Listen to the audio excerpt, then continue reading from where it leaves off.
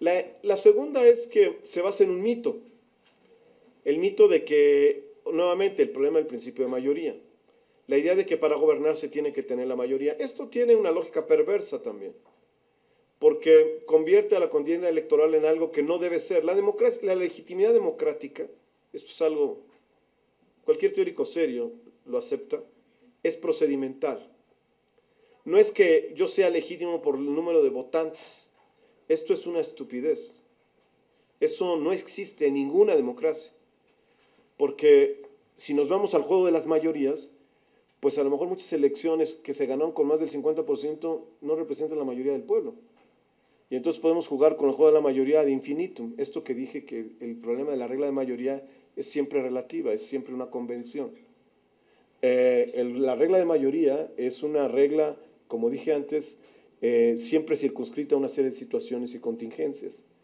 Y por lo tanto no existe como principio. Si nosotros entramos a ese juego, entramos a la guerra de suma cero. Si yo gano, te destruyo, si tú ganas, me destruyes.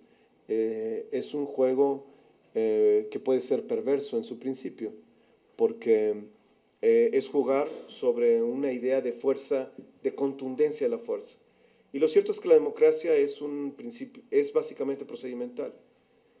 Lo que puede permitir que alguien sea legítimo es que todos los que votaron aceptaron las reglas. Y por lo tanto, el que gana de esas reglas tiene que reconocerlos a todos. Eso, al que gana, punto. Y todos tienen que ser representados por el que gana.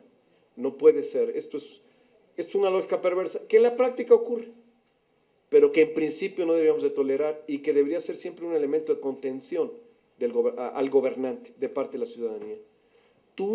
Nosotros elegimos una persona que representa a todos y el proceso electoral fue para decir quién nos iba a representar a todos. Yo voté por otro, tú ganaste, pero tú aceptaste representarnos a todos. Este es el proceso. La representación en la democracia es universal. Si no hay una representación universal, la democracia no funciona. Y por lo tanto, aunque en la práctica no lo sean y siempre estén con sus clientelas y queriendo favorecer a sus clientelas, siempre existe el principio moral de que uno puede decir, no, tu representación es universal.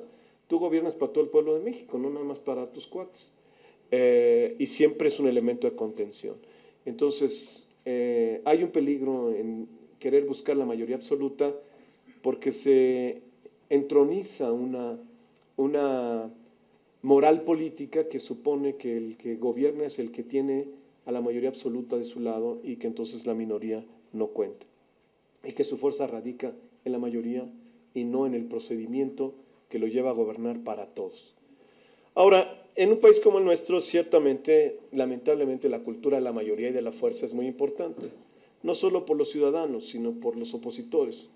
Los opositores siempre están jugando a vulnerar al gobernante, y esto me lleva al último, al principio, a la revocación de mandato.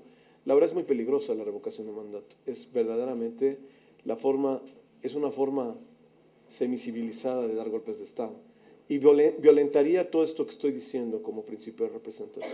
Porque, por ejemplo, ¿por qué algunos hoy quieren la revocación de mandato? Porque es muy fácil tronar a Felipe Calderón, pero hubiera sido igual con López Obrador.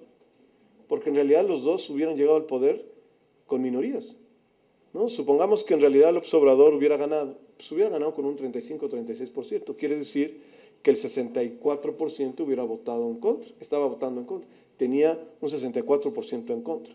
Felipe Calderón también anduvo por el 35% y así fue como se le dio el triunfo. Eso quiere decir que un 65% estaba votando en contra. En los dos casos serían presidentes en que la mayoría hubiera estado en contra. Me parece que en toda esta lógica se mueve una lógica que está muy lejos, digamos, de los modelos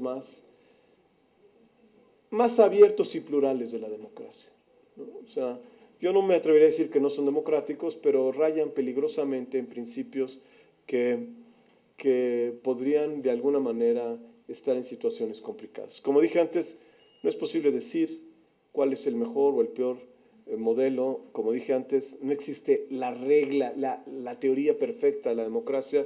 Eso es una falsa ilusión. Es decir, cuando todo el mundo se pone a discutir, estamos en un régimen democrático, de alguna manera caen en dogmas. O sea, no es fácil decirlo. Como dije, hay muchas reglas que operan en muchos países de manera diversa. La segunda vuelta opera en muchos países.